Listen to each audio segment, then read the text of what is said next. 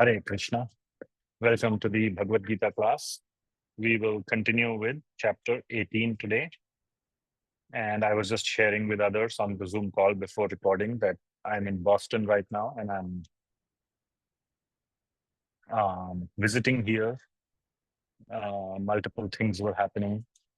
Śrīla Prabhupāda's 60th anniversary of his arrival into the Boston harbor. It was on 17th September 1965. So this weekend, the devotees are celebrating that 12th, 13th, 14th September 2025, 60 years since Śrīla Prabhupada set foot on the land of America, on the Boston harbor.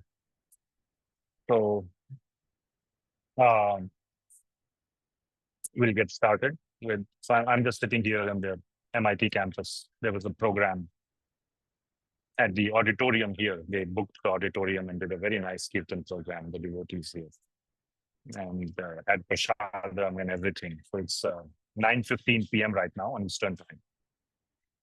So that's what's going on. We'll get started. I'll share my screen and we'll recite Maṅgalācaraṇa prayer. Yeah, and I was also sharing about Śrīkara Prabhu, who is part of our Bhakti Shastri series, and he is one of the invited lead singers of kirtans. Very, very sweet singer of kirtans. So please bless people Prabhu.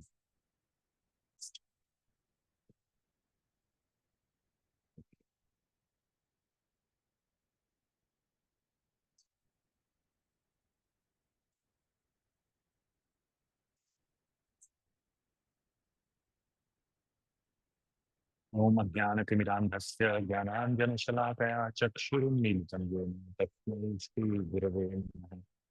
Śrī Caitanya Mano Bhishtam Sthapitam Yena Bhutale Swayam Rupa Tadam Jagati Swapadantikam Vande Shri Guru Shri Sāttvika Shri Guru Vaishnavamscha Shri Rupam Sagrajatam Sahagana Raghunatha Vitam Tam Sadhya Sāttvika Savadhutam Parijana Sahitam Krishna Chaitanya Jayasam Shri Radha Krishna Padan Sahagana Lalita Shri Vishakhaṇ Nama Om Vishnu Padaya Krishna Preshthaya Bhutale Srimati Bhakti Vedanta Swamiti Namaste Saraswati Devi Gauravani Sacharine Nirvishesha Sunyadi Paśyatya Deshatarani Śrī Kṛṣṇa Sindho Dīna Bandho Jagatpate Gopesha Gopika Kanta Radha Kanta Namaste Tapstakanchana Gaurangi Radhe Vrindavaneshwari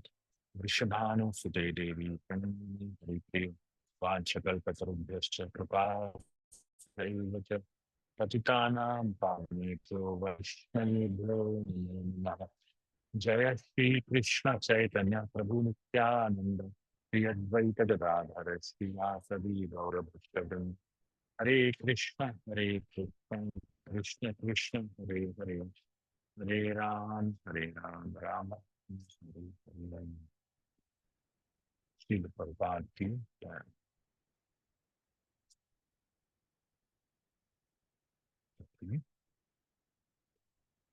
So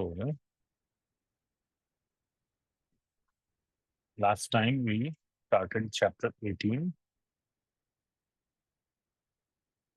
and we covered till verse 19, I believe, or till verse 18, where Arjuna starts off this chapter with a description, or Arjuna starts off with a question about the difference between tyaga and sannyas, or who can tell me the refined words of tyaga and sannyas so that the meaning is clear in Sanskrit? Add one word before each. Who can tell? Yes, Prabhuji, phala tyag and karma sannyas. Very good. And which one is better, Śrī Kṛṣṇa says? Bhagwan says that phala tyag is better than karma sannyas. Very good. So do the karma, but do the tyaga or renunciation of the fruit. Don't just do renunciation of the work itself. Okay? Though both are spiritual, but especially for those who are materially conditioned, it is very hard, very tough, almost impossible to do karma sannyas. Even if they try to give up the activity itself, they will, because of some little conditioning, they will come back to it. So what is the point in this endless cycle of trying to renounce karma and always coming back to it, renouncing and coming back, renouncing and coming back? No point. It's much easier to renounce the fruits of the action. So both are spiritual, but for the conditioned, and one may not be conditioned, while one may not be conditioned, the material world, the framework itself is material. And therefore, any action that we do, there is going to be some entanglement. Everything that we do will have entanglements. Now, giving up the fruits is not, as we say in English, slam dunk. It's easier than giving up the action. But giving up the fruits is not very easy either. And therefore, that's a clean segue. It's a clean connection between the section where we left off last time and today's section. This part needs to be very clear. Otherwise, it seems like chapter 18 is not very coherent. Why is Krishna jumping from one topic to the other? So one needs to understand the line of thought, the connection between the previous argument that give up the result of the actions, karma phala tyaga. So karma sannyas is already rejected by Krishna. Let's forget that. Keep it on the side. Yes, it is wonderful. It's great. It's highly spiritual. Only like 5 yogis in the whole world can do it. It's not for the rest of us. Rest of us, we should try to do karma phala tyaga. We are there now. So far, so good. Now, is karma phala tyaga easy? Well, no, it's not easy either. Therefore, so Krishna is kind of stepping down the ladder. Karma sannyas, highest. Then karma phala tyaga. Then next level, so karma phala tyaga would be nishkama karma yoga, without any proprietorship of the results. Do your duty for a spiritual goal. That is nishkama karma yoga in one sentence. Well, that's not also easy to give up karma phala.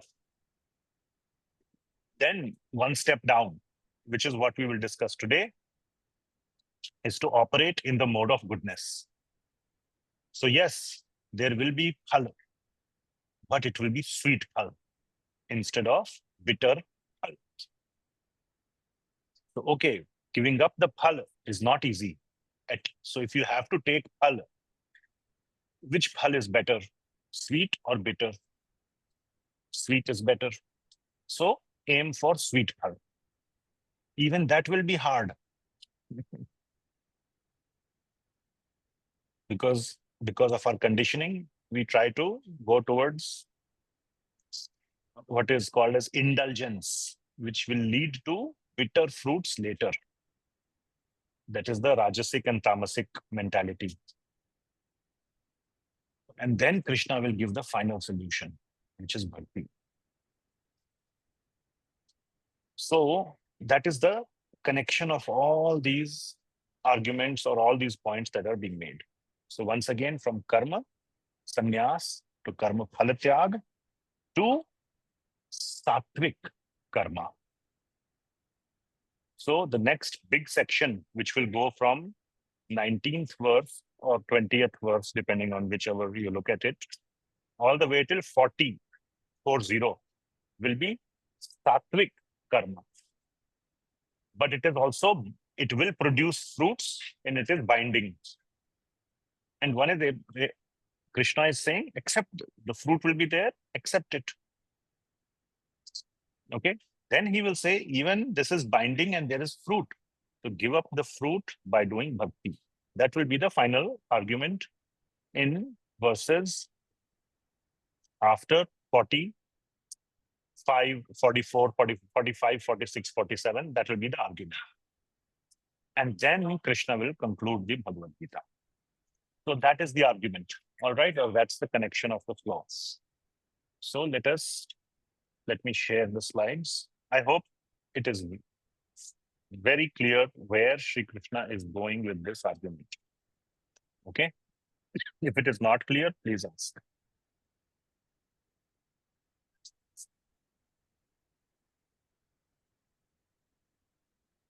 So,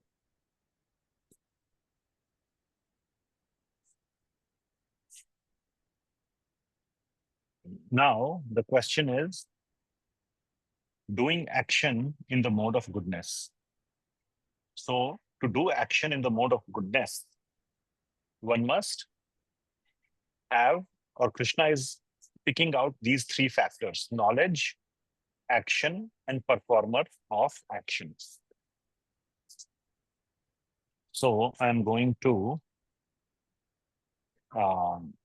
do only English verses today in interest of time. So one second.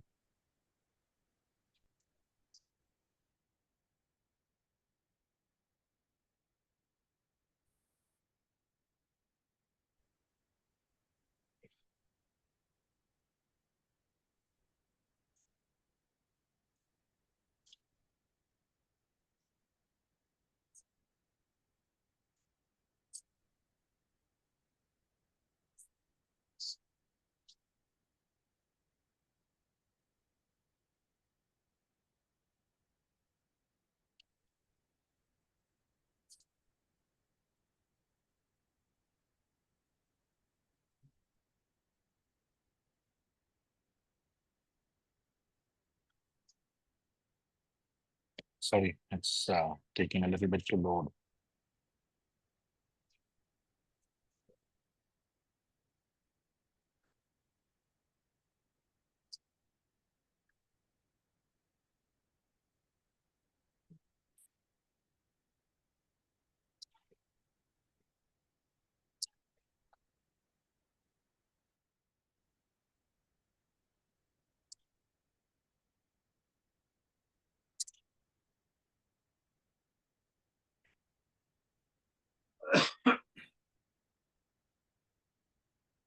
So verse number 19.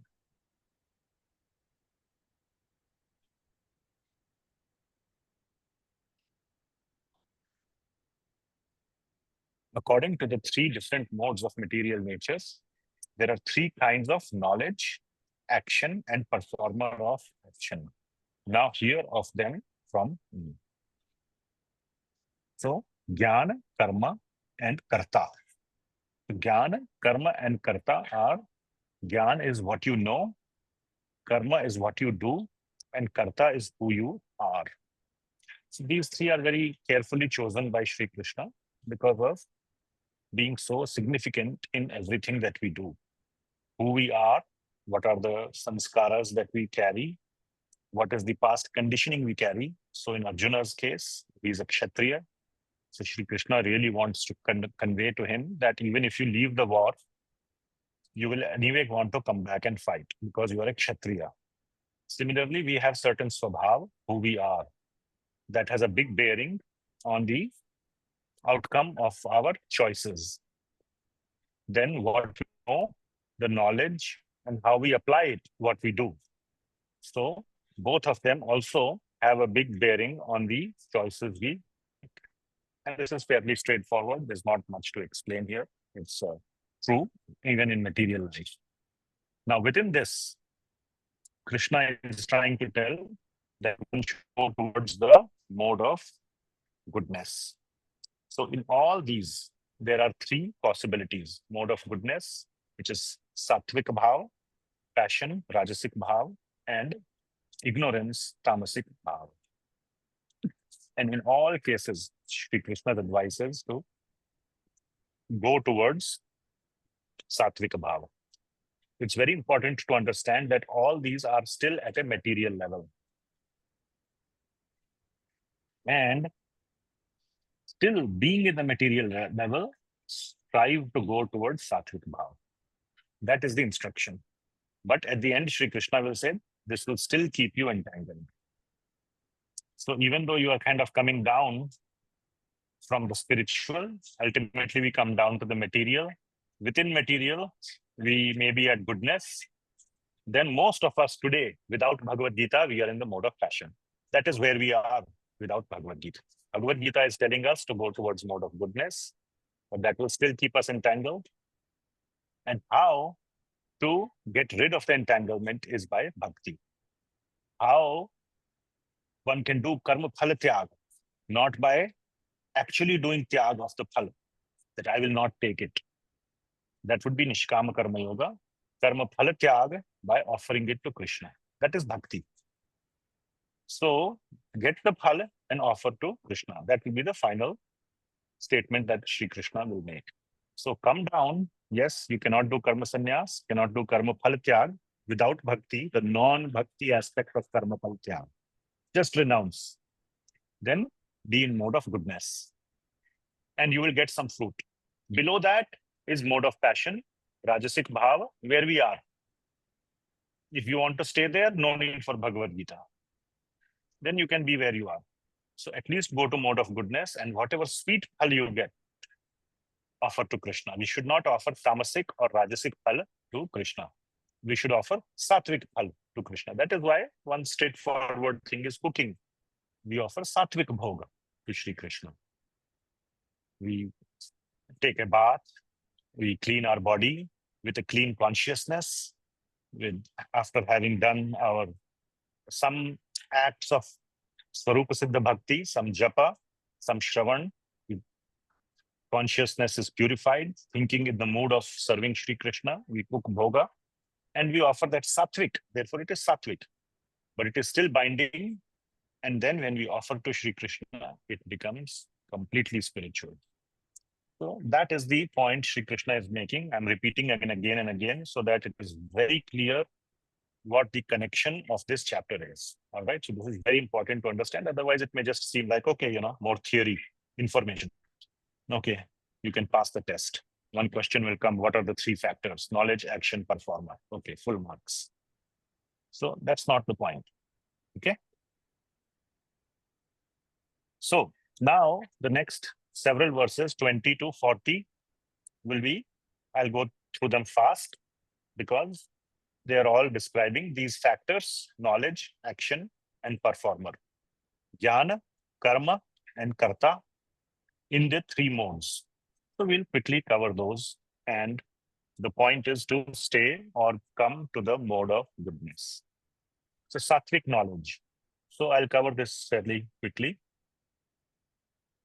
I'll read the verses. So mainly I'll just be reading the verses. The key points I have put in the bullets or the sub-bullets here, and you can correlate. So number 20. Shalu Mataji, audio is okay so far? Yes, Not Prabhuji. too bad? No, it's very good. Thank you, Prabhuji. All right, thank you. If it gets worse, can I count on you to let me know?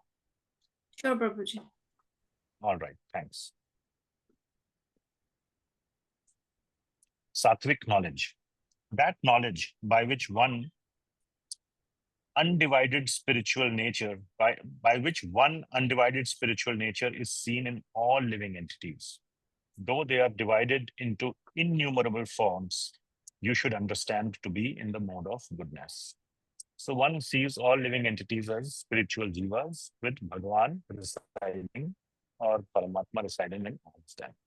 At the most fundamental level, that is jnāna, everything else flows from that. This is the first thing that was explained by Śrī Kṛṣṇa in the second chapter when he started speaking Bhagavad Gita. So that is the fundamental. That's not the full sattvic jnana, but that's the root. This is the sattvic jnana, the most basic Sankhya yoga, that we are all spirit souls and all living entities. Every single living entity is a jiva.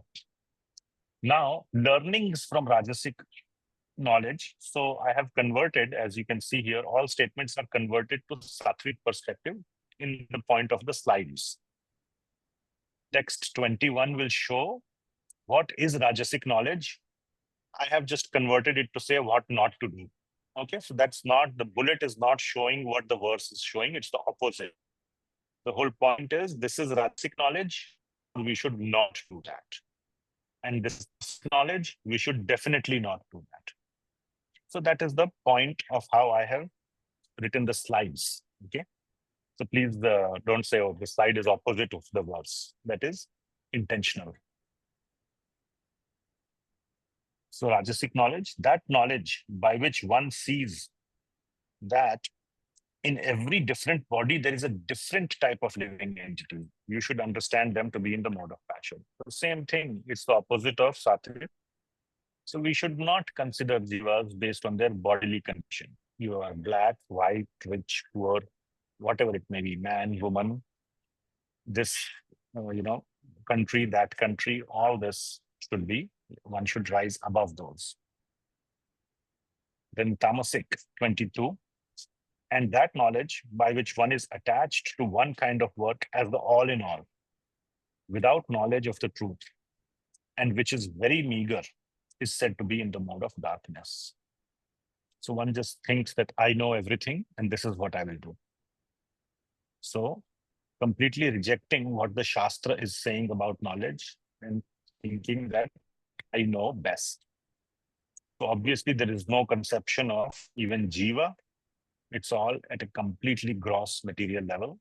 And I know best kind of summarizes the tamasic of jnana. So one should not think like that. Okay. Next comes karma. So 23, 24, 25, each verse will explain respectively sattvic, rajasic, and tamasic. So 23. That action which is regulated and which is performed without attachment, without love or hatred, and without desire for fruitive results is said to be in the mode of goodness. So regulated action performed without any attachment to the outcome, without love or hatred, without desire for fruitive results, is said to be in the mode of goodness. Okay. Nityam sangarahitam. Raga dveshta kritam. So raga, no attachment. Raga means attachment and dvesh means hatred. So no attachment or hatred to anything. Phala, prepsuna karma. Without any desire for fruits. So again, it's very straightforward. I'm not going to go into the Sanskrit much. It's very, very straightforward. Rajasic action, again, converted into what we should not do. Action, but action performed with great effort by one seeking to gratify his desires. So one should not put too much effort. One should know where to stop. It does not also mean don't try. And we have discussed this before. One should try to a certain extent. There is something called do your best. But in the spirit of do your best, people never stop. They think, oh, this is not my best. This is not my best. One, do your best means make a plan of this is my best. Tell yourself upfront, this is what I'm going to do. And you really do it. Apply your knowledge or gain the knowledge. Let's say you want to get a job. Okay. So you know how the interview process works. Let's say. Even they will tell you, hey, we are going to ask these kind of, it will be a technical interview. This knowledge of these topics will be expected and all those kind of things. You prepare very well. Do questions, if you know previous questions, whatever else it may be there, you do your full preparation. You think about it that this is all I will do. Take good rest before the night of the interview, all those things. You do all those things, write it down, and then go and give the interview. And let's say it doesn't happen. Then don't sweat, oh, how can I, write an email or apply again in 6 months, or just kind of completely attached to it. Do your best and then be okay with the outcome. So plan ahead or plan before what is my best. So I'm just telling you one full framework of what it means to draw a line of not too much effort. Because otherwise it can be a very, very vague thing, and anything and everything can be not too much effort.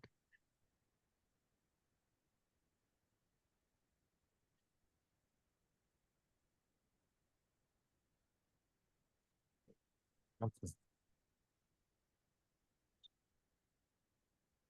And one very key factor is out of attachment for sense gratification or out of ahankar.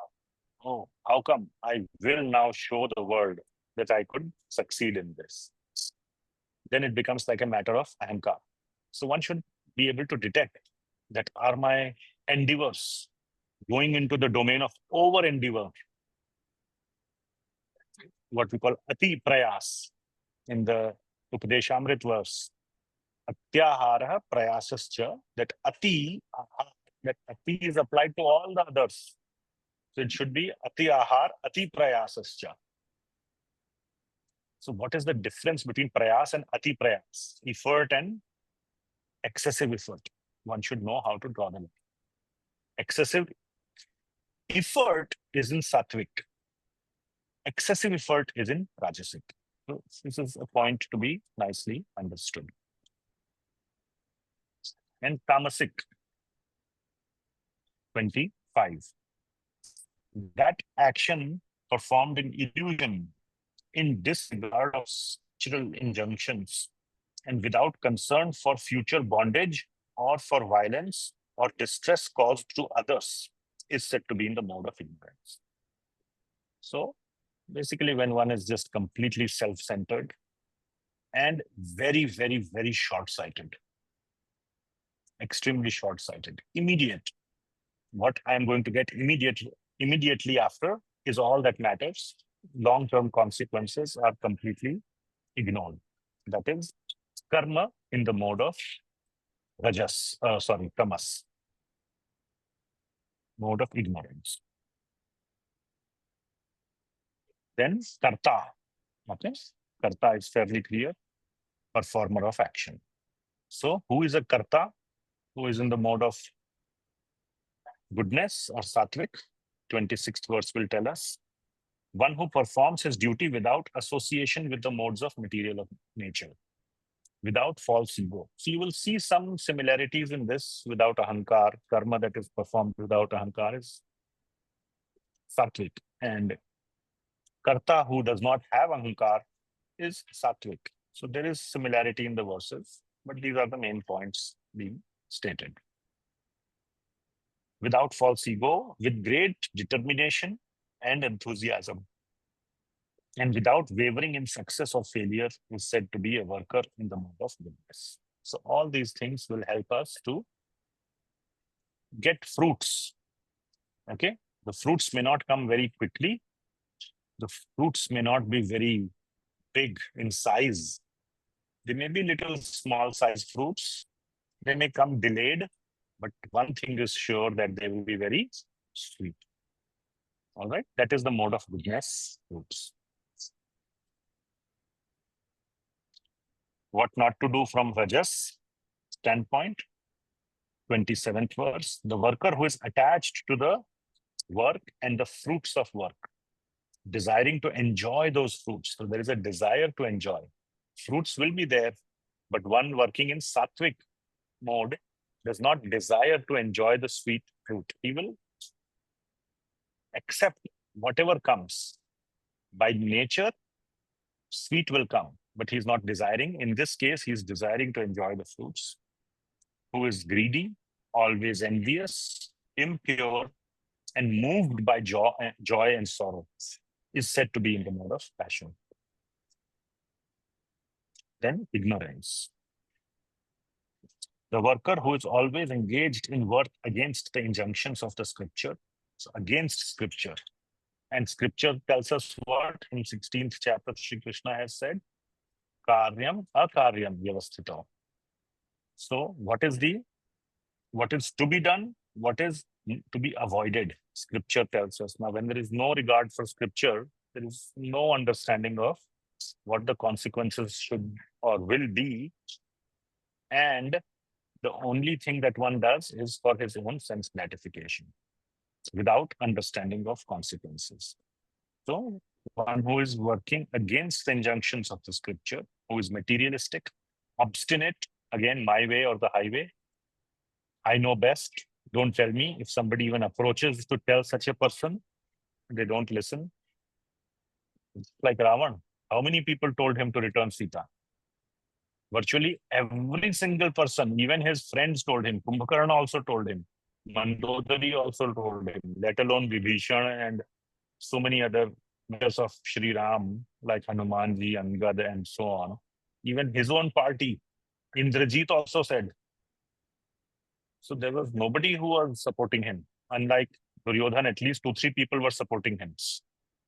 So in Ravan's case, everybody advised him, but he was obstinate.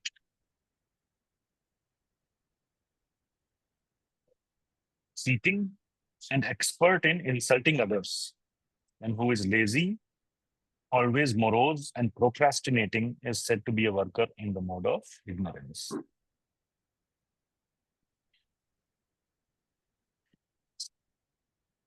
Now, Śrī Kṛṣṇa in the 29th verse brings 2 more very important factors which are related to application. So what are these 2 factors that are going to come up? Buddhi and dhriti. Buddhi means intelligence. Now, jnāna, intelligence is the connection between jnāna and karma. Okay? Both intelligence and determination are connections between jnāna and karma. Very famous example that I give usually is, how many of you know, which is jnāna, that by dieting and exercising, you will have a very healthy, nice, slim, trim body. Everybody knows that. Yes. So jnana is there. But how many people actually have slim, trim, nice, beautiful body? How many have? Very few. So what is the difference between jnana and karma? We lack intelligence and determination. That connection is not made. And therefore we don't see that. So what is intelligence? Intelligence means must know the right thing to do. So Gyan will tell us that you must do this. Intelligence means, oh, this is why it is important to me. Connecting it to one's own personal situation, which means being aware of the consequences. If I don't do this, this is what will happen to me. Not to a 75-year-old, 80-year-old person, if you say dieting and all that, like my mother used to say, अरे थोड़ा मीठा दे दो, आके मरना तो है ये भी 2-4 साल में अच्छी तरह से खा पी के मरेंगे. So I could understand that statement. She was 80 years old and, I would not then restrict her. Okay, eat your diabetes medication and also eat sweets. No problem. But for a 30, 40, 50-year-old person, that same argument should not be applied. One has a longer life to live. So the argument may be the same, but intelligence tells that in one case, it may be fine. In another case, it is not fine. So intelligence also connects the Gyan to one's personal situation, to the consequences. What are the right thing? What is the wrong thing for me in the long term? It focuses us, it forces us to think long term. And determination or dhriti is the strength to carry it out. So when these two happen, then jnana is successfully able to connect to karma. Mode of goodness jnana will result in mode of goodness karma. Otherwise, there can be a lot of mode of goodness jnana. Lot of mode of goodness jnana. Karma is rajasic.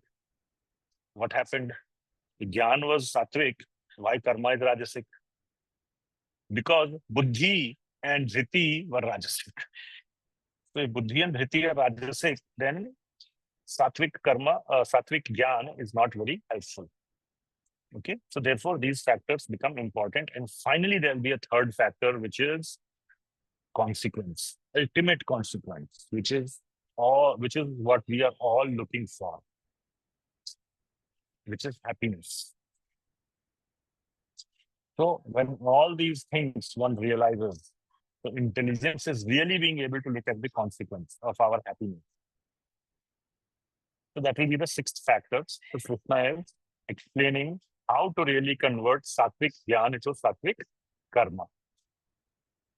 So let us see these two factors, buddhi and dhriti. Okay.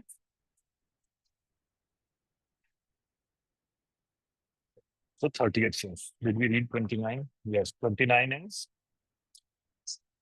O winner of wealth, now please listen as I tell you in detail of the different kinds of understanding and determination.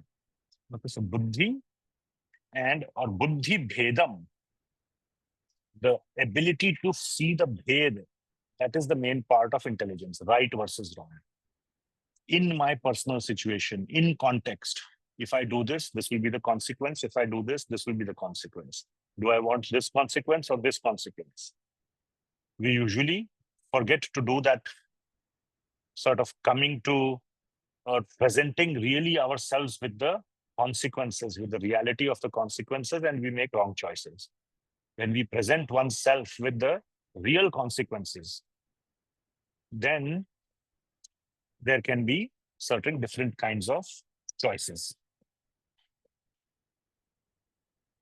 So understanding and determination according to the three modes of material nature. So the first one is buddhi.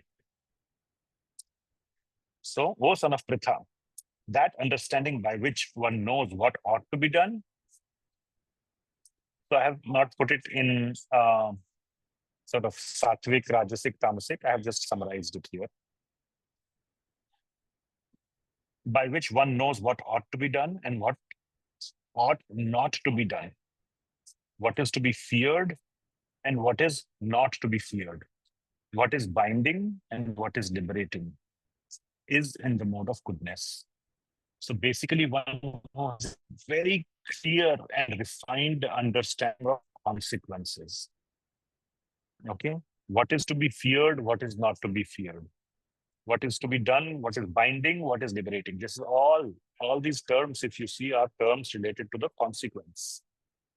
If you do this, this will happen, you better fear it. If you do this, then this other thing will happen where you don't have to fear it. You will actually enjoy it, or what is binding or liberating. So clear understanding of consequences is mode of goodness. In mode of passion, verse 31, O son of Pritha, that understanding which cannot distinguish between religion and irreligion, dharma and adharma. Religion is a approximate English translation of dharma. So if you're thinking what is dharma or religion and irreligion, the Sanskrit words are dharma and adharma. Between action that should be done or action that should not be done, karya, akarya. So this has been discussed earlier by Śrī Kṛṣṇa, so he's using those terms. Is in the mode of passion. And tamasic, that understanding which considers irreligion to be religion and religion to be irreligion. So in the previous case, one did not know the difference. Now one is taking it actually opposite. So in first case, sattvic, one is 100% accurate. What he knows what is sattvic, he knows what is what is karyam, akaryam, pravritti, nivritti. Those are the two words that are used. So what is to be done, what is to be avoided. In the second case, he doesn't know. So you can say it's a hit or miss. 50% he gets it right, 50% he gets it wrong. In the third case, he's always opposite, which means he does it wrong all the time. He's 0% right. All right. So that's one way to understand. So 32 is he considers irreligion or dharma to be adharma and adharma to be dharma under the spell of illusion and darkness, and strives always in the wrong direction. He's always in the wrong direction. Or Partha is in the mode of ignorance. So that is intelligence. Then the next three verses, 33, 34, 35, are talking about dhriti. O son of Pritha, that determination which is unbreakable, which is sustained with steadfastness by yoga practice, and which thus controls the activities of the minds, life, and senses, is determination in the mode of goodness. So,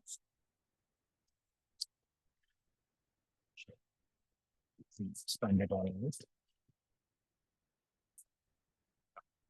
So again, determination means to be able to have the strength to carry out the actions that your intelligence is telling you will be in your favor or are in your benefit, in your long-term benefit. So one needs to control the mind. The mind will tell usually what to do in the short term or what is beneficial in the short term. So intelligence, dhriti, or determination is to let the mind, the conclusions of the mind, not be overruled by the short-term desires of the intelligence, to not overruled by the short-term desires of the mind.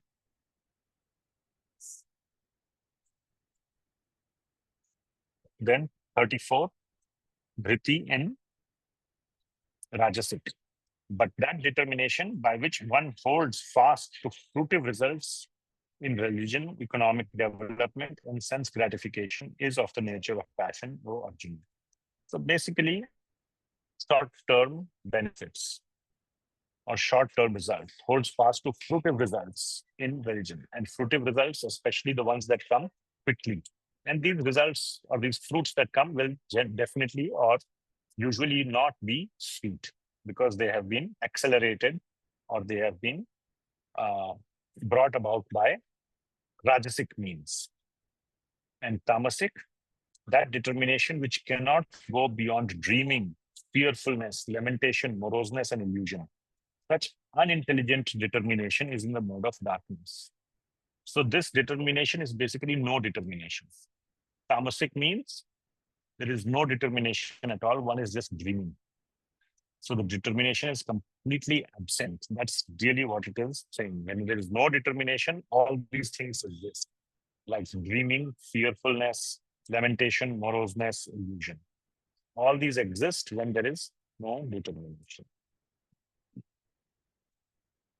Now comes one more factor, which is the consequence. Now, please pay attention to this sentence I'm going to say.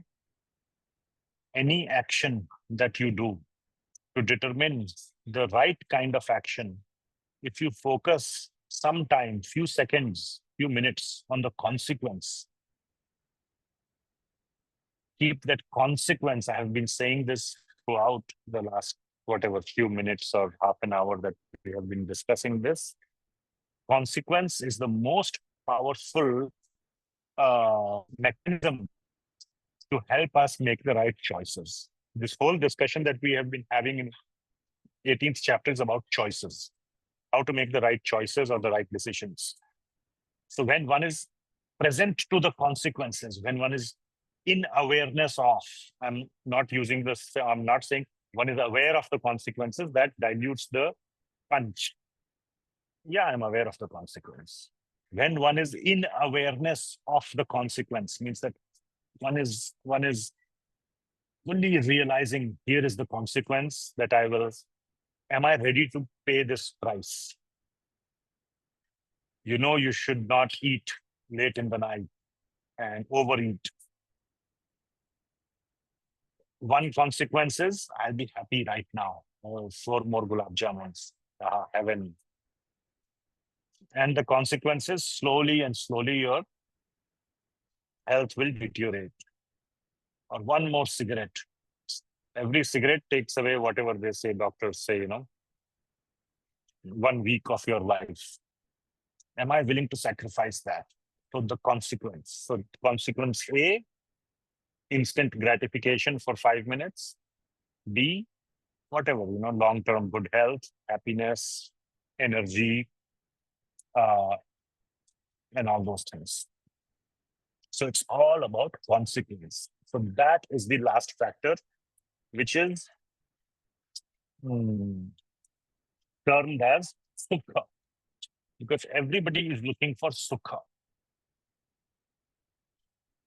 Okay, whether it is money, health, relationships, everything ultimately boils down to sukha. Even moksha or even meeting with Bhagwan or serving Bhagwan is also sukha. But the only difference is it is spiritual sukha versus material sukha. So yeah, no problem in sukha. And that is what this last section is all about, where Krishna is saying, be aware of the sukha. What is real sukha? Be aware of the actual sukha and strive for the real sukha. And real sukha is usually the one that is longer lasting, usually happens a little delayed, but is much, much more sweeter than the short-term sukha. And it is much more long-lasting and in some cases eternal. Okay, so there is no problem in striving for sukha. One should strive for sukha. Okay, what is the... there is this...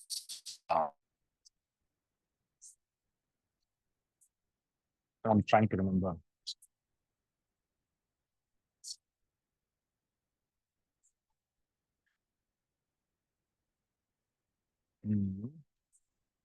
In the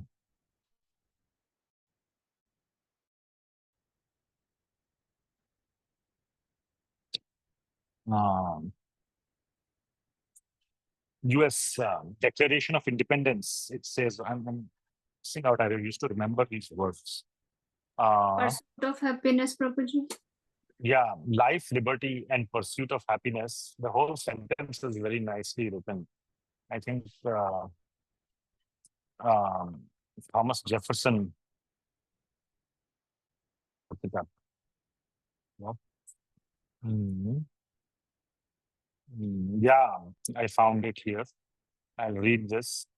We hold these truths to be self-evident, that all men are created equal, that they are endowed by their creator, which is Bhagavan, with certain unalienable rights, which means you cannot take these rights away from them. That among these are life, liberty, and the pursuit of happiness. So we have life, we are living, so we have life, unless somebody comes and shoots you. And liberty means we have the freedom to do what we want, which is also there for everyone so far, or those who are practicing. And then the third is pursuit of happiness. So yes.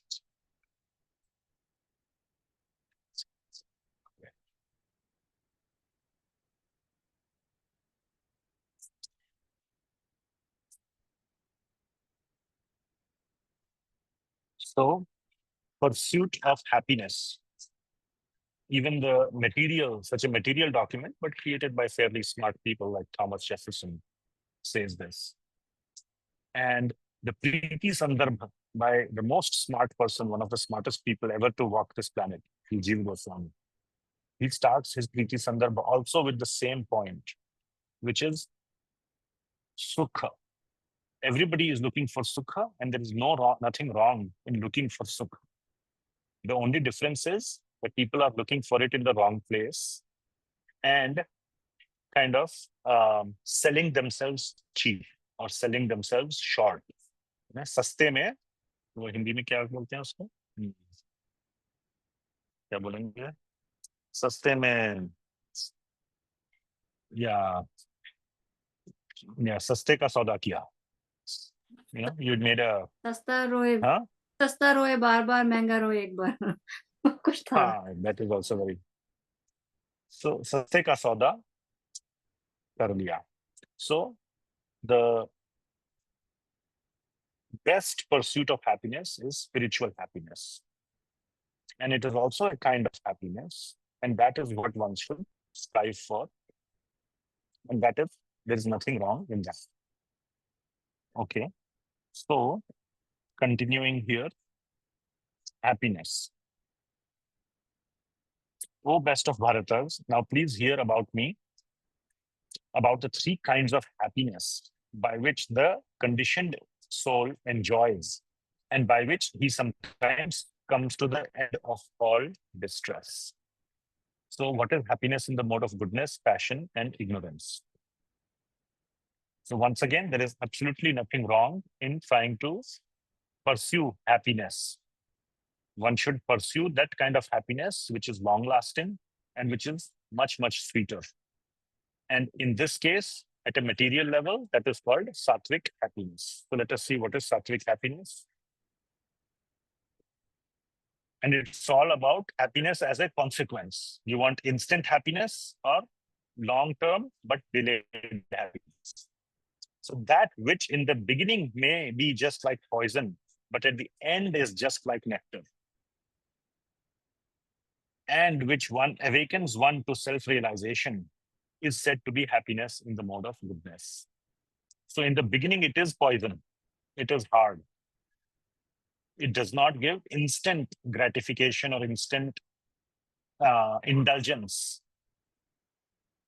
but it gives long-term happiness. And sattvic happiness ultimately leads to spiritual happiness. So awakens one to self-realization is called happiness in the mode of goodness. 38. So that happiness, so I have these, like smoking may give instant happiness in that moment. I have not smoked, but those who smoke, they feels so good. But then after 20 years, 30 years, they may get lung cancer or heart disease or so many problems. That happiness, which is derived from contact of the senses with their objects and which appear like nectar at first, but poison at the end, is said to be of the nature of passion. So like a farmer can say, why should I sow the seeds? Why should I till the land? Let me sleep for a few more days. And then the season for sowing the seeds is gone. And then the consequences, that whole year's crop is gone. So farmers should not do that. And then ignorance. And that happiness which is blind to self-realization, which is delusion from beginning to end, and which arises from sleep, laziness, and illusion is said to be of the nature of ignorance. So completely blind of self-realization and is delusion from beginning to end. So permanent happiness. So the best happiness is one which is long-lasting. Everybody wants long-lasting happiness. So it comes with initial austerity or discomfort in the beginning, but the rest is nectar. So that is the happiness that is sattvic. Now there is happiness even in smoking, like I said, but it is very short. One cigarette doesn't do, that's why. Sometimes people have to, they're called chain smokers, because to keep getting that happiness, they have to keep taking more and more and more, 20, 30, 40 cigarettes a day. And the more you do, the more you want to minimize your initial happiness, the more quickly you are running towards the poisonous end. So again, it's a whole discussion is about consequence. You want the consequence of short-term instant happiness, of long-term delayed happiness. And tamasic is just no happiness at all. They don't want or they don't see happiness. They're just, their happiness is misery. for themselves and for others. So that is tamasic.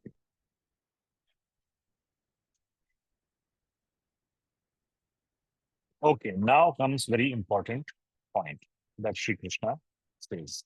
This is where we started this discussion.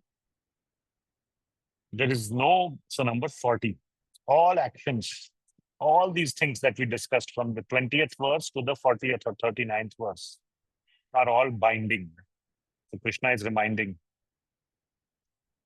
all this is good, come to the mode of goodness. One should still try to come his very best to the mode of goodness, but realize that it is still binding.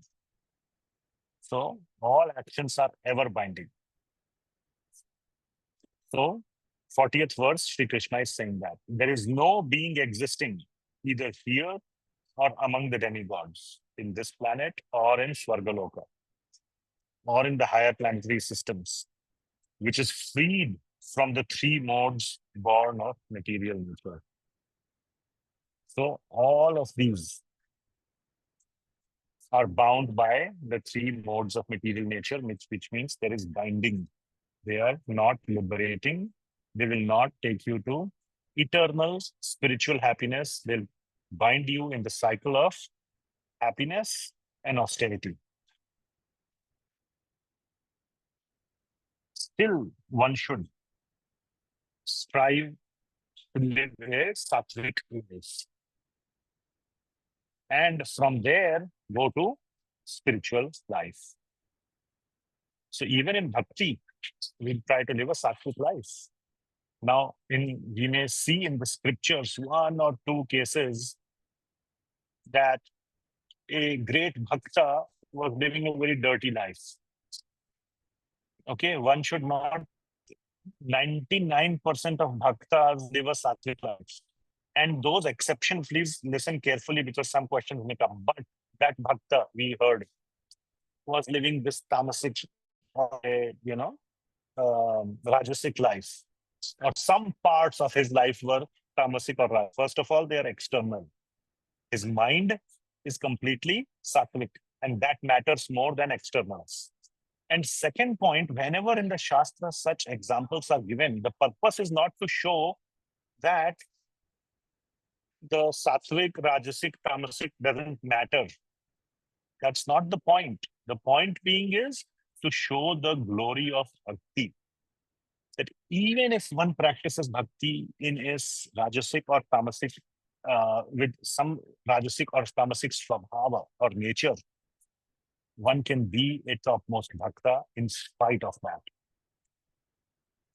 That is the point. The point should not be, oh, I will now become like that. Okay? So that is the reason why those examples are given in the Shastra. So, sattvic bhava or sattvic life, sattvic gunas are the best gunas for making spiritual progress. So one should strive to make spiritual progress by coming to sattvic bhava, regardless of any situations one may have. So mode of goodness or sattvic bhava pays off in the long run. So again, to summarize this whole section, so because from 41 onwards, a small new section will begin about the 4 varnas. It's still connected, but that's a small section. The point of this whole section so far is to come to mode of goodness. And yes, it is hard. Okay? It is less hard than karma phala tyaga, which is less hard than karma sannyas. Again, connecting it back to the beginning of the chapter. But karma phala, coming to mode of goodness, to make that easier, it's not easy. How many of us live a completely sattvic life? We know about it, but it's hard. One of the links or one of the things that allows us to live a sattvic life is to be in awareness of the consequence. Okay?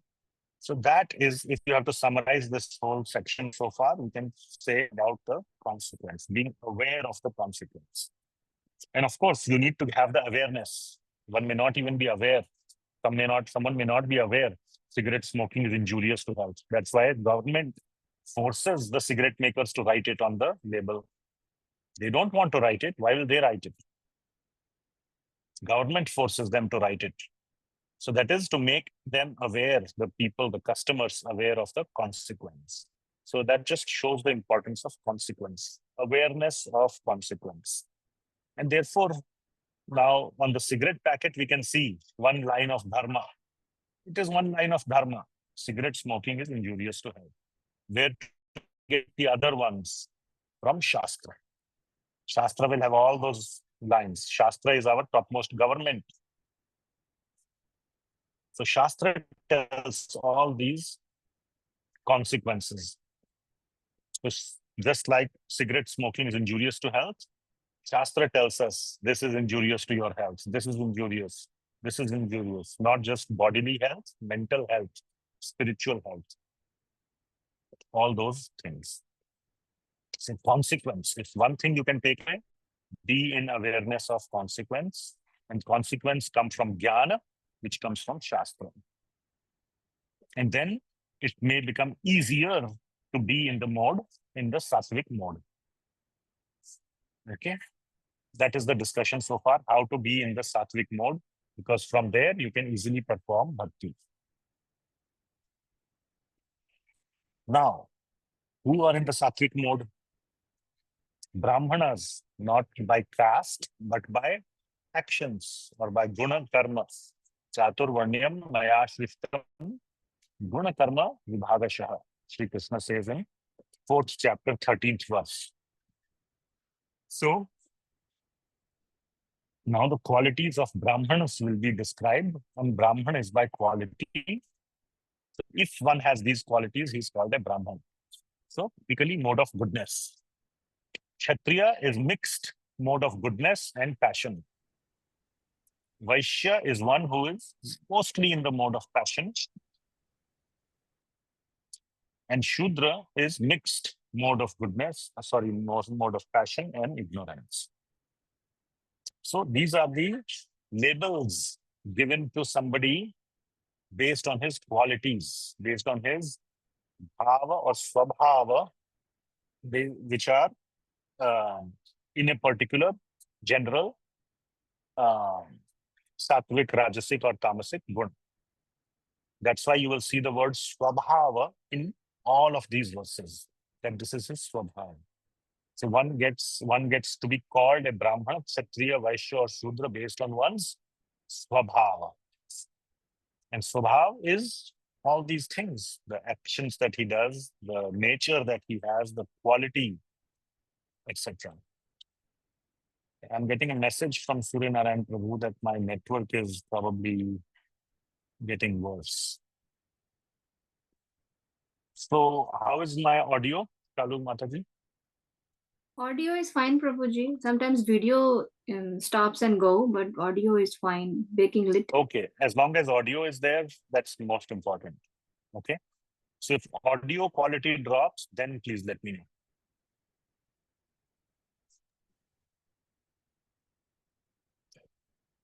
So the first one is Brahman.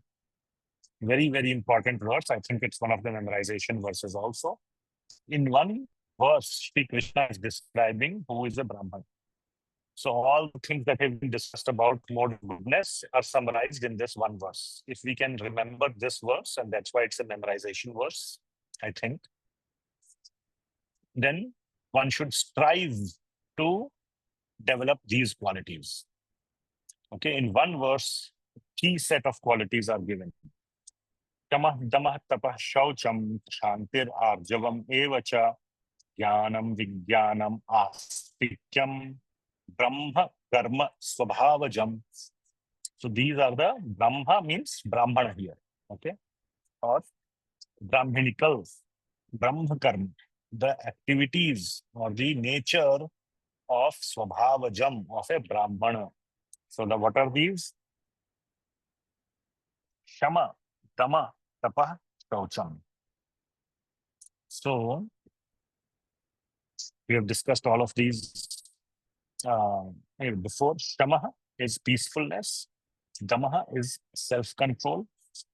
So always remaining peaceful, calm. Whatever happens, loss or gains, having a sense of calmness, having a sense of equanimity.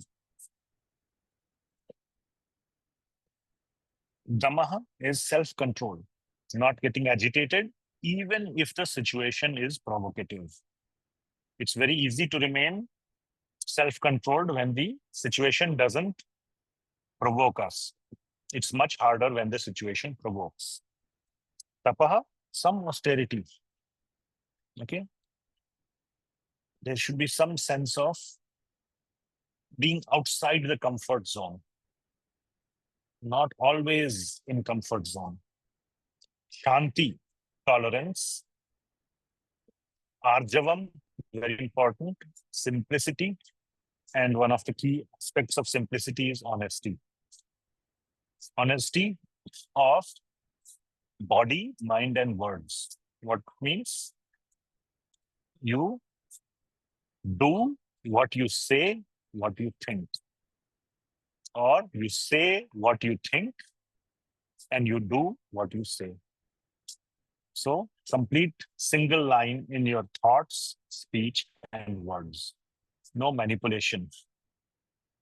Hindi में बोलते हैं सोचते कुछ हैं, बोलते कुछ हैं और करते कुछ और ही हैं. You think something or you have some intention, you do say something and you do something completely different. Always trying to manipulate. That is the opposite of Arjavam. One should always remember that Bhagavan is in ultimate control and he does the maximum amount of thinking differently, saying differently, and doing differently. So to protect his devotees, he can do all that. Look at Bhagavan Narayan for Prahlad Maharaj.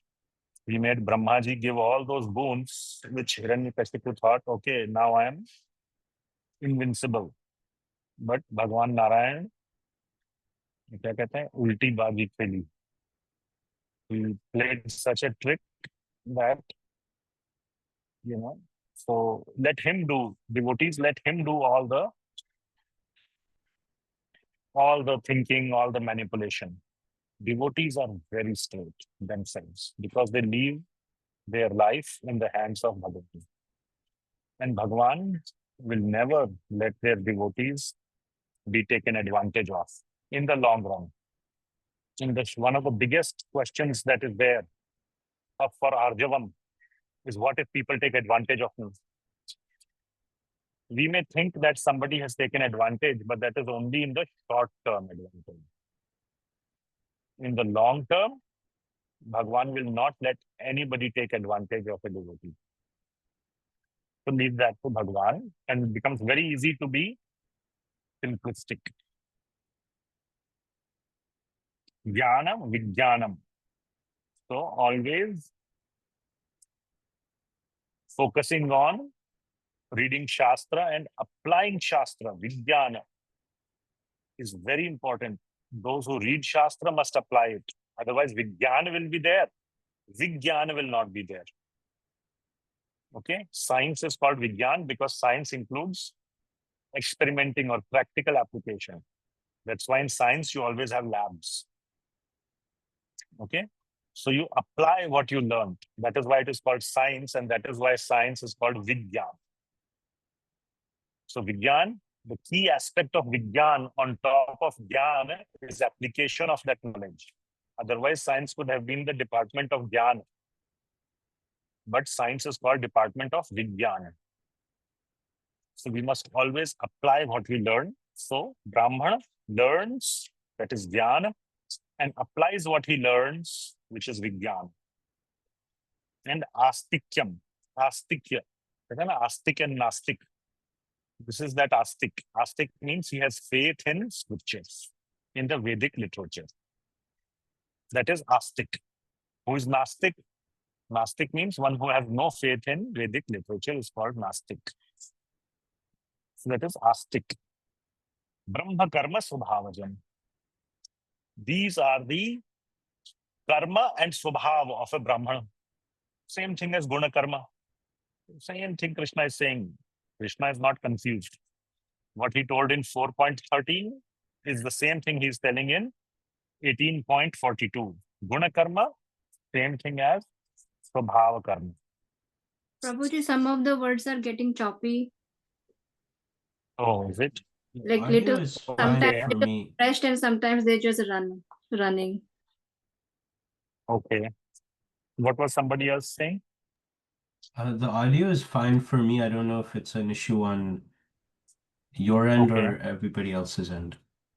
So Audio is Shalumataji, also is it fine still for me. okay? I Is it can al- tolerable? I can also make out, but sometimes some get stretched, but then some just Okay.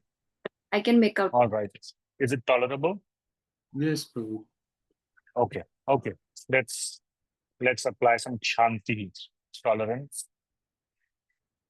Again, now this is important. One must understand Bhagavad Gita, so one must not. One must apply tolerance in the right situation. Okay. Tolerance when the situation provokes our ahankar and so on. One must strive to learn Shastra very nicely. All right. 43. We go to Kshatriya. Shauryam tejo dhitirdakyam yuddhe chapi apalayanam danam ishvara bhavascha satram karma svabhavajam. So again, karma and svabhava of who? Satram. So Kshatriya.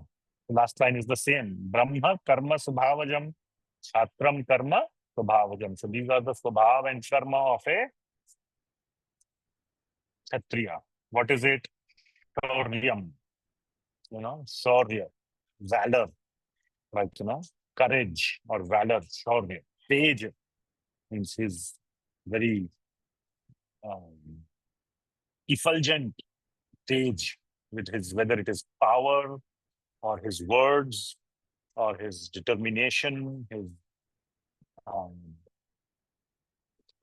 so all those tej. Dhriti, determination. Daksham, resourcefulness. So, one can be very resourceful, like a politics. So makes alliances, good kind of politics, not bad kind of politics. Okay? Knows where to compromise and where to stand your ground. Yuddhe cha api afalayanam. So never runs back. Apalayan. So palayan means to run away. Apalayanam does not run away from battle. And that at the same time, danam, very charitable. Ishvara. Ishvara means like a controller. I got it in control, like army general. You need to have those qualities. You cannot be indecisive because other people are looking to you to make the tough decisions. So, leadership. Ishvara means, you can say controller, but controller, another way of saying controller is one who makes decisions and goes forward with it. So, Ishvara Bhava, Shatram Karma Subhavajam are the natural qualities of work for the Kshatriyas. Okay. So, Kshatriya. Then 44 will be Vaishya and Shudra. So, Vaishya is mode of passion, which means not much jnāna, but mainly execution. And that too money related. So what it is? Again, in the good sense. Krishi, Go, Raksha, Vanijyam, Vaishya Karma, Svabhavajam. So 3 things are given. Krishi, which is agriculture, Raksha, of the cows. And Vanijyam means anything includes money or finance. Vanijya, right? Vanijya, say, Vanijya is the finance, Vanijya. It's very choppy, Prabhuji, this whole Karyalaya, sentence. we say. Okay. Okay. Hmm. So let me do one thing. Cannot hear. Cannot hear. Cannot understand. No, now very choppy actually. Suddenly. Yeah. Okay. Let me close my video. That will at least. And one more thing I should do is stop incoming video. Hold on. Let me find that setting.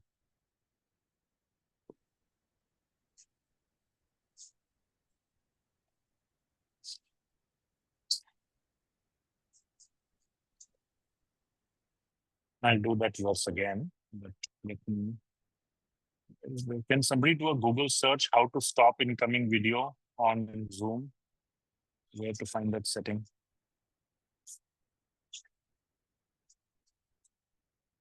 Yeah, can the devotees who have video on turn it off?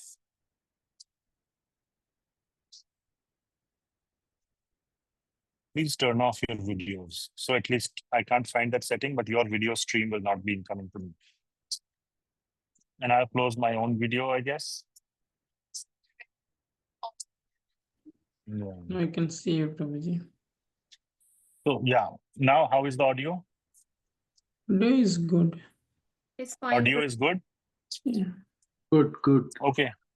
Okay, so we conserved some bandwidth, the audio bandwidth, and I think let the video take all the audio take all the bandwidth. So from where it was choppy? From The last verse, Prabhuji. Vaishya Yeah. 44. Yeah. Okay. Yeah. Okay. So 44. Krishi Goraksha Vanijam Vaishya Karma Svabhavajam. So again, Vaishya Karma Svabhavajam. For a Vaishya, what is this karma and svabhāva of a Vaishya? Three things: Krishi, Goraksha, and Vanijya. So again, this is not just the three or the only three, but they are indicative of Krishi means agriculture, Goraksha means taking care of cows, and Vanijya means the financial, system of. So what does Krishi output? It outputs crop. What does a farmer do with that? He sells crop. So there is Vanijyam, or there is like he first grows the crop, he puts his hard work into it. Similarly, Goraksha, he takes care of the cows, he milks the cows, he feeds them, he does all the nice things. He gets milk out of it and he goes and sells it. So basically this whole aspect of, you can call it a business or an enterprise or producing some value and going and selling it in the market, and that whole Vanijya commerce that goes around it is the karma and svabhāva are the activities and the nature of a Vaishya. Guna karma. Guna is svabhāva, karma is karma.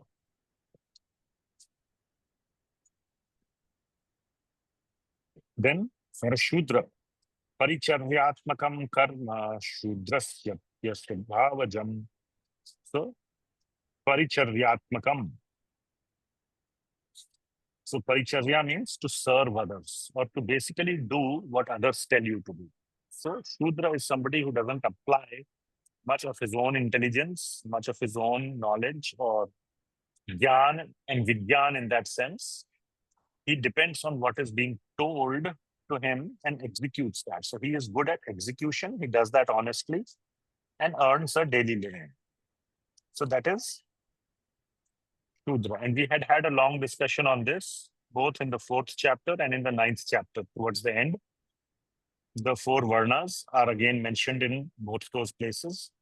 And we had a discussion. I gave an example of a company which has a sales department, an engineering department, and so on. So what are and all 4 are essential for a society to function. Similarly, and all 4, without any one limb, the whole society will fail.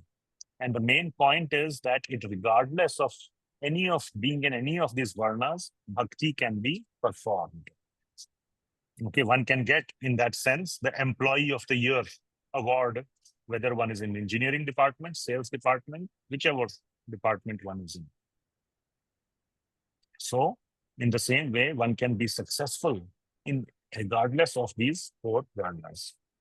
But these people in these four varnas are performing activities based on their svabhāva, and they are all the activities and the results are binding. That is the main point, and that is what will come up in the next few verses. So the next few verses are very important. Please listen very carefully. Okay. So 45, perfection in each varna.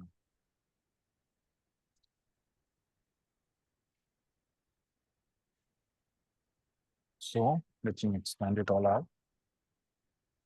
How is the audio now, Kalu Mataji? It's nice, Prabhuji. It's nice. Okay, so we can keep going.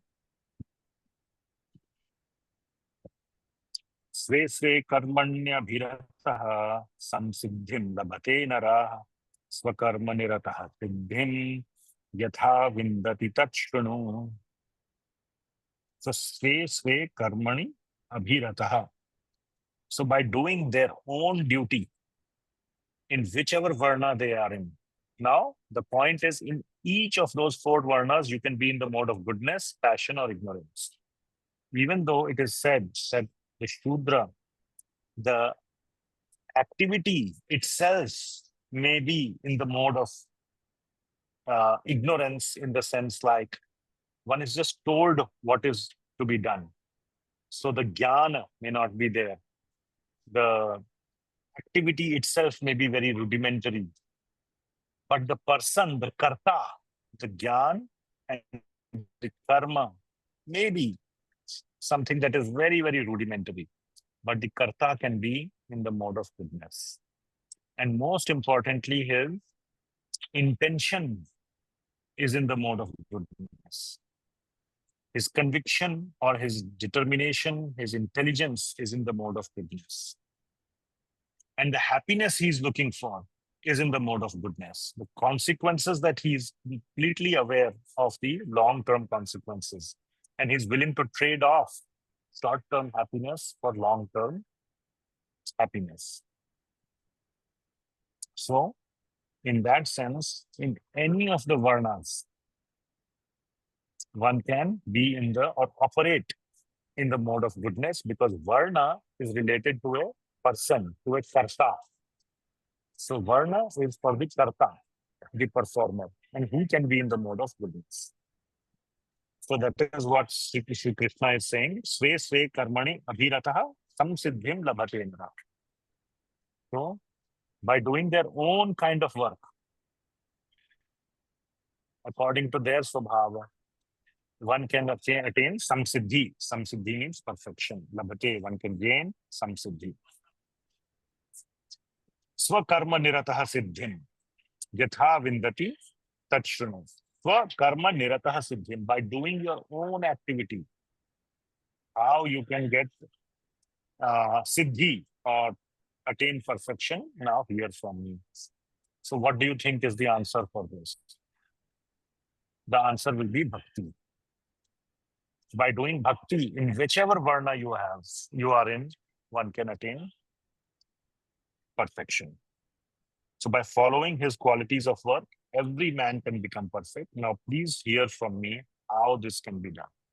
So one should not, first of all, try to change your svabhāva. Svabhāva cannot be changed. It can be changed, yes, but it is a very slow process. Yeah, there is some noisy people near me. I hope. This place is getting a little noisier as the night is. I think this is what is. What's that verse?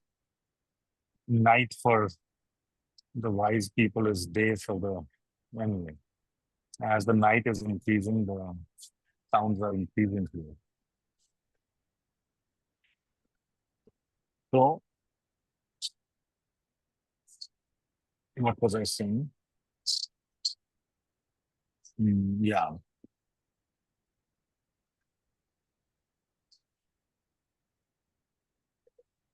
So, yeah, first of all, one should not try to change his svabhāva. Svabhāva can be changed, but it is a very slow and gradual process. One should try to be wherever one is situated, not try to change that, but given where one is, one should try to operate in the mode of goodness, and higher than that, do bhakti of Śrī Kṛṣṇa, and then one can become perfect.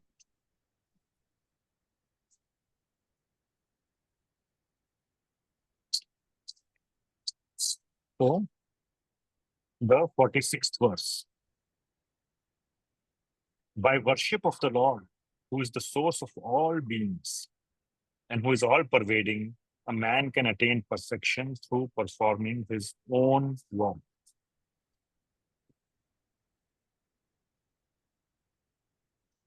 So that is the main point that is being conveyed here. And 47th verse, it is better. 47th verse is saying that don't try to change who you are. Be where you are and simply do bhakti of Bhagavan. It is better to engage in one's own occupation, even though one may perform it imperfectly, than to accept another's occupation and perform it perfectly. So the point here is that it is a misnomer. It is a illusion that you will be able to perform another's occupation on another's or take on somebody else's svabhāva perfectly. You may be able to do it for a short period of time, but over the long term, it's best to be who you are. So don't try to change who you are. Just dovetail your activities to Bhagavan.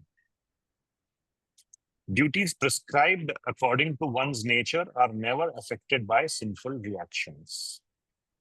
So sattvic duties and duties that are offered to Bhagavan, that is the understanding, but that are done according to one's nature are never affected by sinful reactions because they become akarma.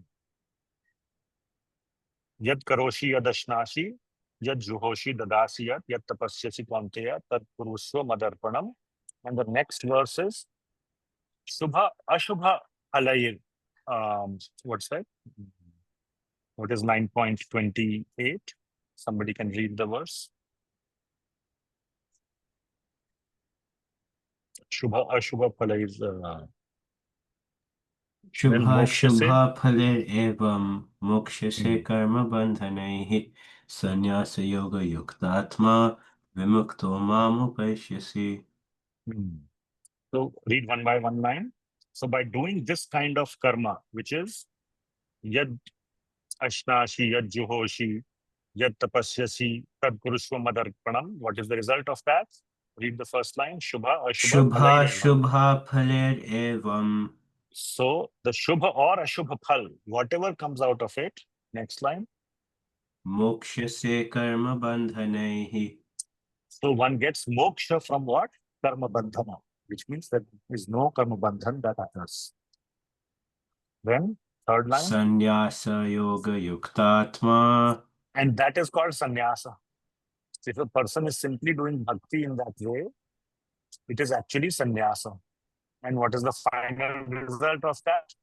Ma upaishyasi. Vimukto What mam is- upashyasi. One becomes vimukta. One gets the highest kind. Vimukta means V has two meanings. To mean opposite or to further enhance the actual. So in this case, vimukto means it enhances the emphasis on mukti, which means one gets the best kind of mukti, which is mam upashyasi, he attains me. So one should not try to change. So that is the summary here on the slide, which is what I have said. That by Krishna consciousness, all actions can be purified. Any varna you are in, don't worry about that.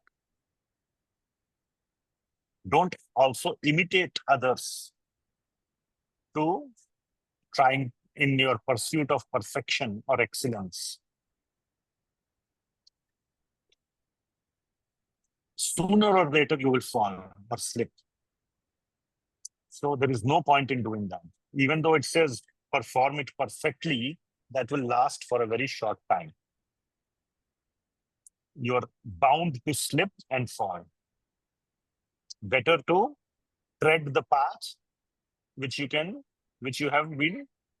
are used to treading.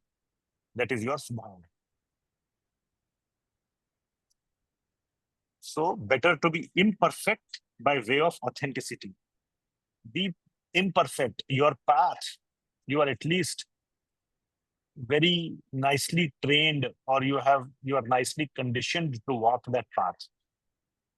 And then do bhakti on that path rather than trying to change paths. That is the point. In verse 48 is very, very sweet. It says, every endeavor is covered by some fault or the other. Sahajam karma contd sadosham apina tyajet. So every karma is sadosham, has some dosha or the other. Therefore, one should not give up the work born of his nature, O son of Kunti, even if such work is full of fault. Sarvarambha hi doshena dhume agnir ivavrataha. So, even if such work is covered by faults, one should not give it up.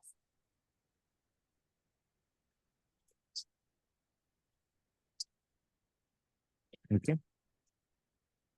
The point of this analogy here is, if you want fire, there will be smoke. Why are you afraid of the smoke? Just light the fire. Do your work. There will be smoke. So just like do your work, there will be fault in it. Still do it. And then in the next big section, which is the conclusion of Bhagavad Gita, Śrī Kṛṣṇa will say that simply do my bhakti and all faults will be removed. And that will be explained. So 49th verse is the transition verse. One who is self-controlled and unattached and who disregards all material enjoyments can obtain by practice of renunciation the highest perfect stage of freedom from reaction.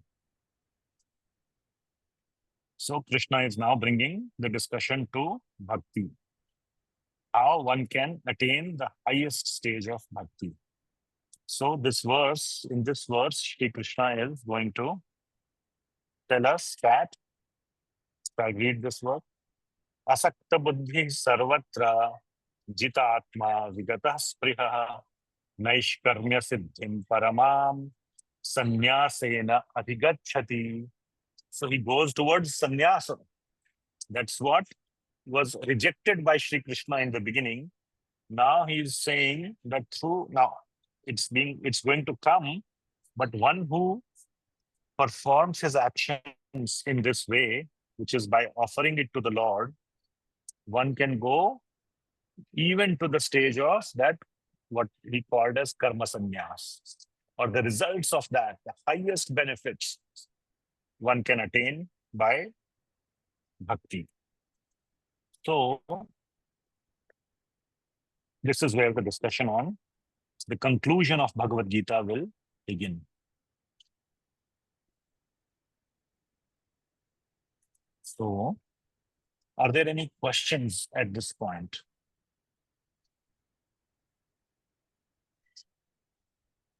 I'll turn on my video and see if there are any questions. Otherwise, I know there are 10 more minutes.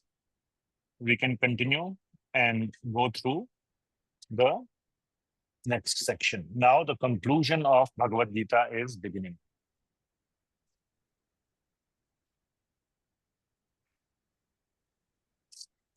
Okay. So let's go through 50 to 53. Yes, Ram Prabhu. Yeah, See your hand. Hare Krishna Prabhuji.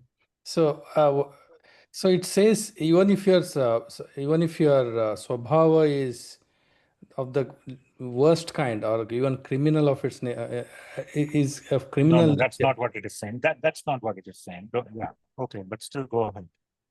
Okay, maybe I It's not understand. saying it's of the worst kind.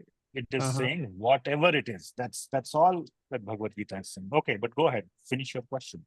Right, but if somebody is of a svabhāva of most criminal nature kind, even that person, if he does bhakti, he will not gain any bad effects. Is that what it means? Are you of that nature? Very criminal nature.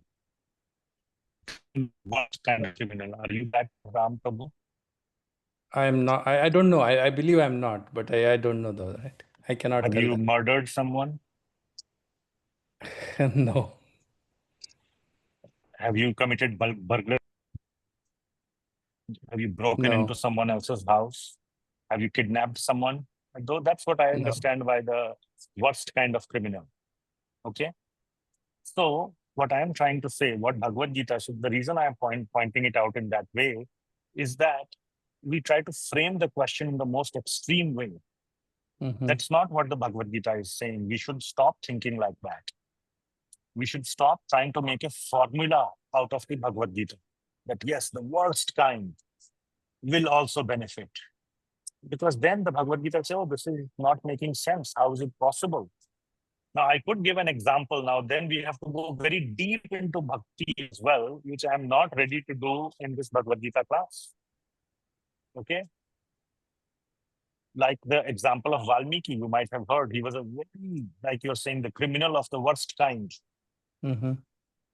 Okay, in the Srimad Bhagavatam or in the Chaitanya Charitamrita, there is a example of Mrigari.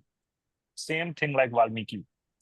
He would love to kill animals and not kill, but torture them and kill them in that way. And simply by bhakti, those people were completely transformed. But that is why one of the, anyway, I'm not going to, I'm tempted to go into that direction.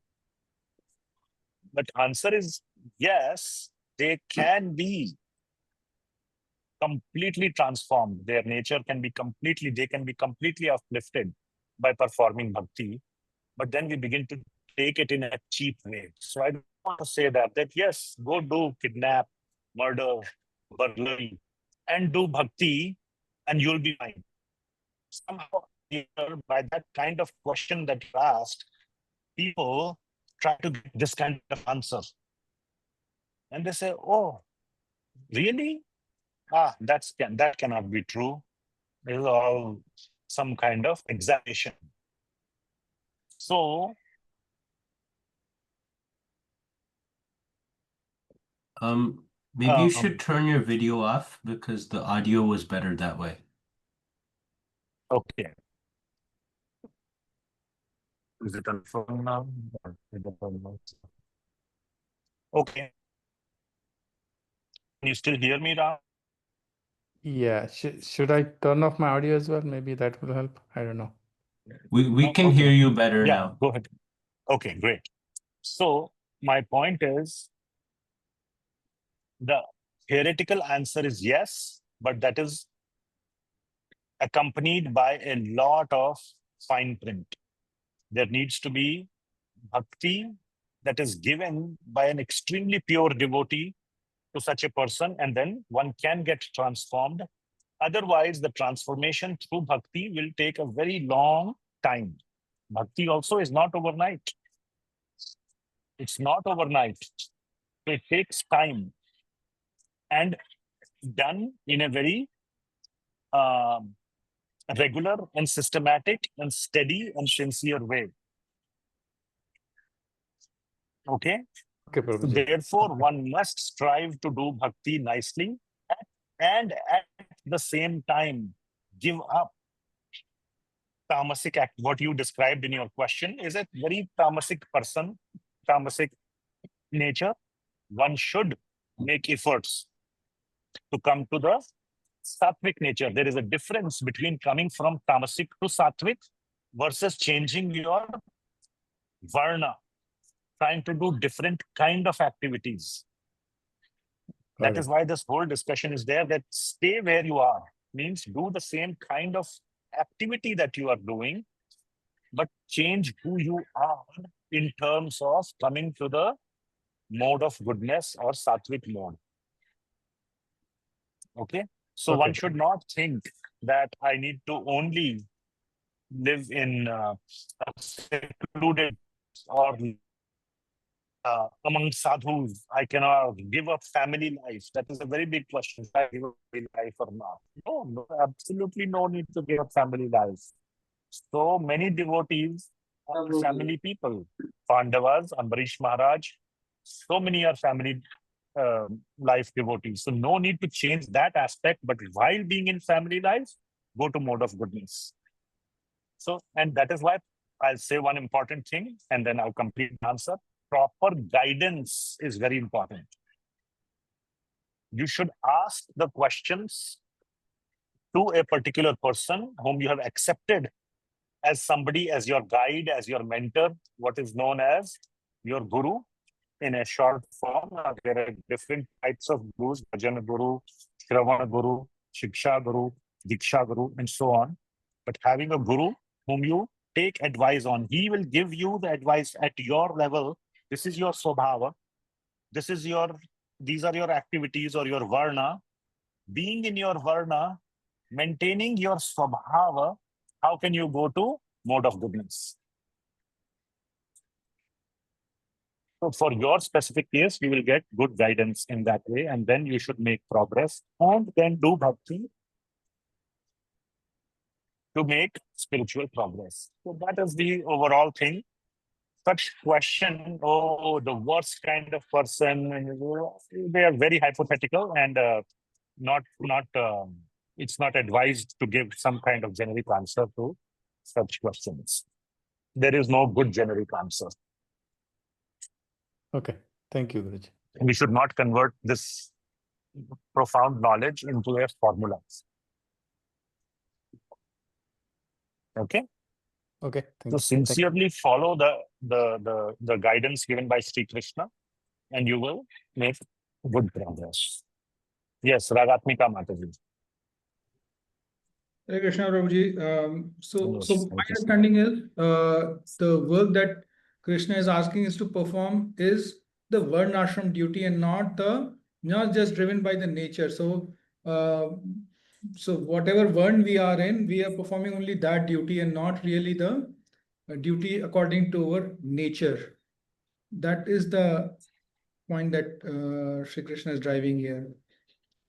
So for Arjuna, Śrī Kṛṣṇa is saying that continue to be a Kshatriya.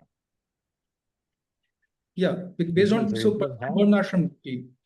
But it's So, using yes. the word svabhāva though. It is using the word svabhāva, which means your inner self, right? Like svabhāva, your qualities. It's using that word. Yeah, so Kshatriya has a certain svabhāva, which is what we discussed, right? Shaurya, etc. And don't change that and do bhakti within that svabhāva. Shaurya, teja, dhriti, dakshyam, all those things, dhanam, ishvara bhava, etc. Change your basic nature in the sense that who you are. Don't change your activities that you are doing, but change who you are. Bring that who you are to the mode of goodness. So as a Kshatriya, you have to do certain activities, but do it in the mode of goodness. Okay? Okay. Okay. Thank you. Any amount of questioning that we do, unless we bring it into practice, we will find it hard to get a sense of what is being said. So,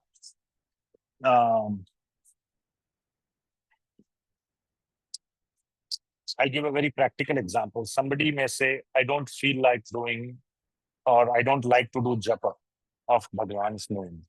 It is a very primary activity of bhakti. Okay, if you don't like to do japah of Bhagwan's name, what do you like to do? Somebody may say, I like to read. Then one can say, okay, read Srimad Bhagavatam. That is an equally potent limb or anga of bhakti. If you don't like to do meditation on Bhagwan's name, read Srimad Bhagavatam. So like that, you must try to apply this in your life, and then you will see, in my case, what is it that I am unable to do? What is going very against my nature? And what guidance I can get to resolve that in some other way, which is more aligned with my nature.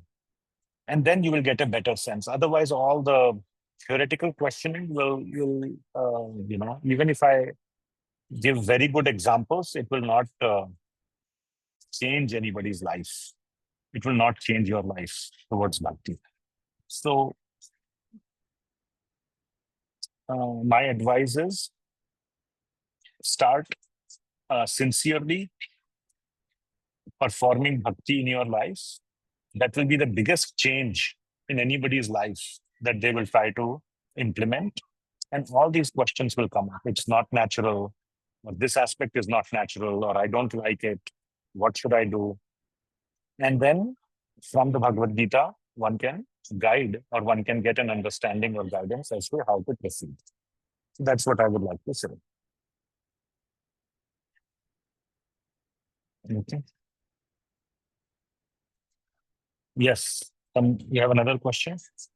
Yes, Prabhuji, Hare Krishna. I was looking at the notes. You made a very profound statement. Intelligence and determination is connection between karma, jnana, and karma. Can you elaborate on this a little bit?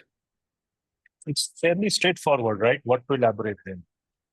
That I mean, in terms of practice, for example.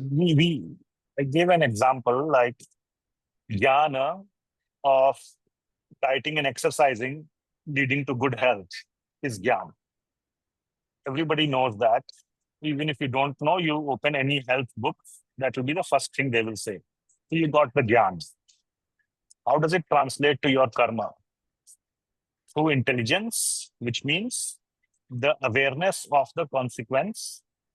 But if I don't do it, right now it's very nice and easy to sit in a chair and watch TV. Let me get up and go for a walk, do some 3,000, 5,000 steps. It is hard today, but it will lead to long-term good health. I will be able to be on my feet. Otherwise, I'll have to be dependent on others to lift me up from the bed, take me to the bathroom, or I will have to do bathroom in the bed. How fun is that, to do bathroom in the bed and having somebody clean for you? Is it fun? No. So let me get up today and go for a walk while I can and keep my body fit so that I can be nice and healthy. So all this is intelligence. You are not there yet. You don't need to do bathroom in the bed today. But your intelligence is telling you that maybe you will have to do that soon if you don't listen to the jnana, the advice coming from the jnana. So that is intelligence. You are telling yourself that is intelligence. So being present of the consequence. And then determination is the strength to carry it out. So whenever you think, oh, today let me skip, remember the consequence, which is the third part. What is in my ultimate happiness? Try to remember that, develop the strength to carry it out, and then you will be ultimately happy in the long run. Though in the short term, there may be some discomfort. Yeah, I agree. It's not fun to, go for jogging or running. I would love to sit at home and watch TV, but that's not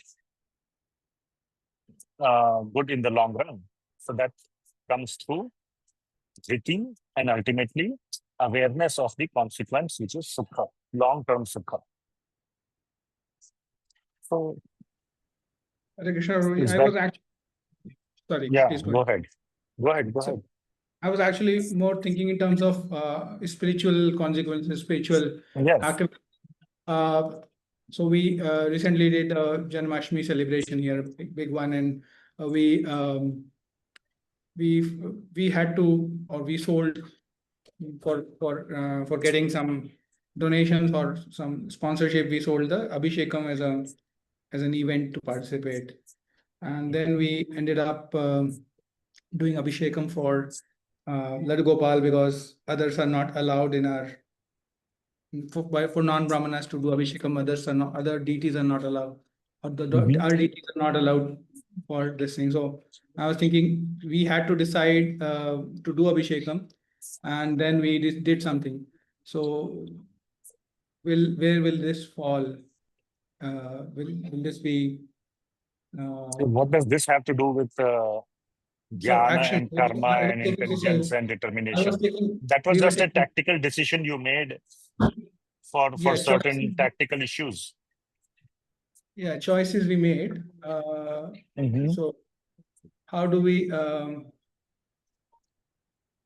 Where does it put us in? It's not. Yes.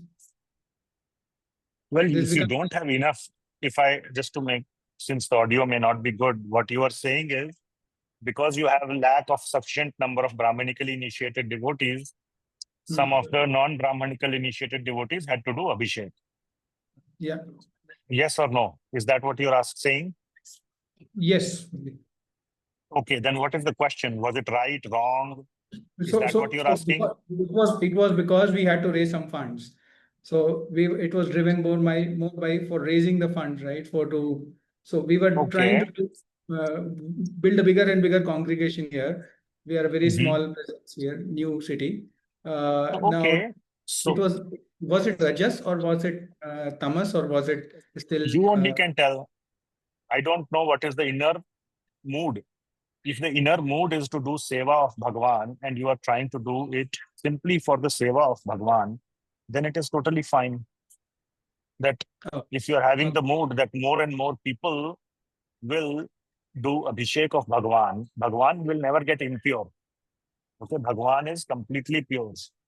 Even if you pour dirt on him, he will not get impure. So, but if your mood was, oh, I will have bigger temple, even that is fine. For the pleasure of the Lord, I will have bigger temple. We all want big houses. Why not Bhagavan should have big house in whatever city you are in? So yes, if the mood is let Bhagavan have bigger temple, but if your mood or whatever, not your, but whoever congregation's mood is, oh, we will have very big temple that we'll feel the credit. We built a big temple. We'll become some kind of competition, or somebody is saying, oh, you need to have bigger temple, this much growth need to happen. This, if it's all driven by some kind of numbers, and these things happen, how many initiated devotees you have next year, how many initiations, that's driven by numbers. That mood is not correct. The mood should simply be to serve Bhagavan. One thing I will say, which my Guru Janas have said, please listen very carefully. Okay? Are you listening? Yes, Prabhuji. Please listen very carefully. Very, very carefully. This one sentence. All right? Ready? Yes, Prabhuji. Yeah.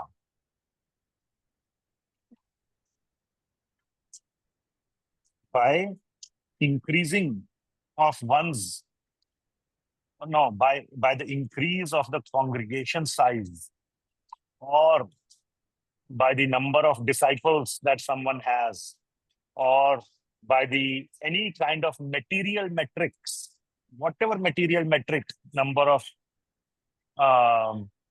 money, number of donations received, if you are taking pride, or your congregation is in all these metrics, and you think that your personal bhakti is growing by that, then you are mistaken. Did you understand? Increase of metrics, material metrics, is usually confused with increase in one's own bhakti. Yes, I get that. I mean, So that is one like, should stop. One should do that. Yes, one should do that. No problem in that.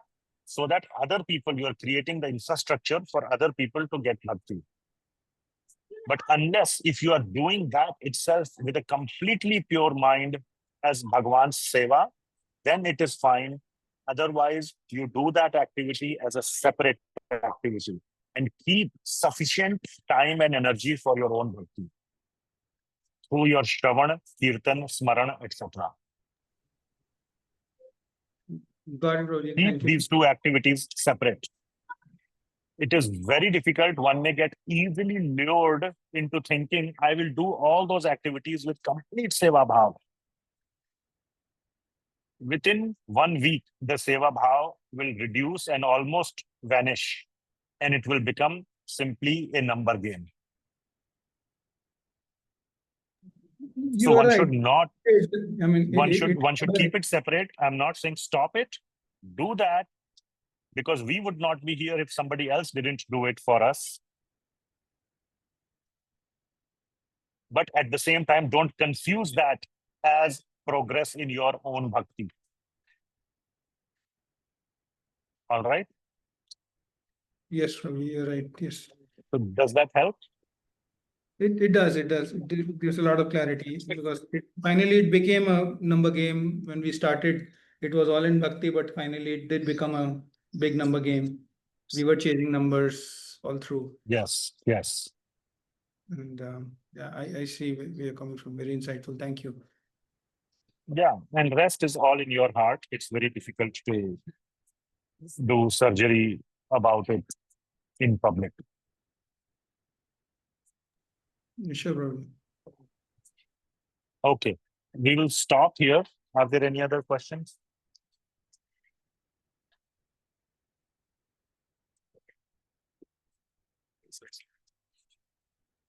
Okay. Is my video visible? Yes. Okay, here right behind me is Śrīkara Prabhu.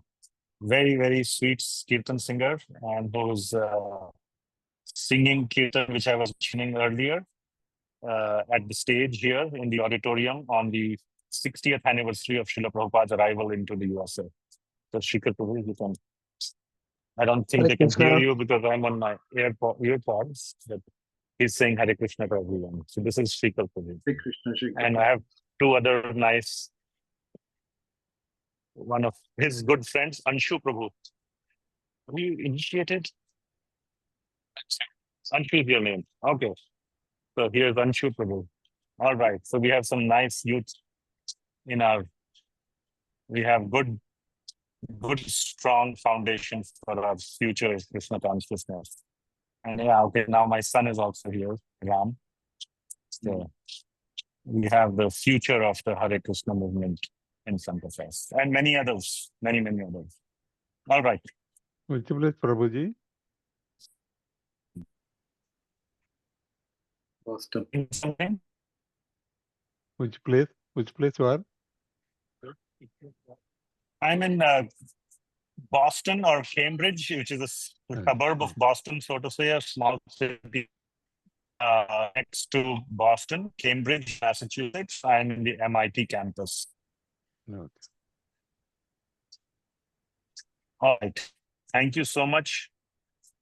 Srimad Bhagavad Gita ki jai, Śrīla Prabhupāda ki jai. Hare Krishna.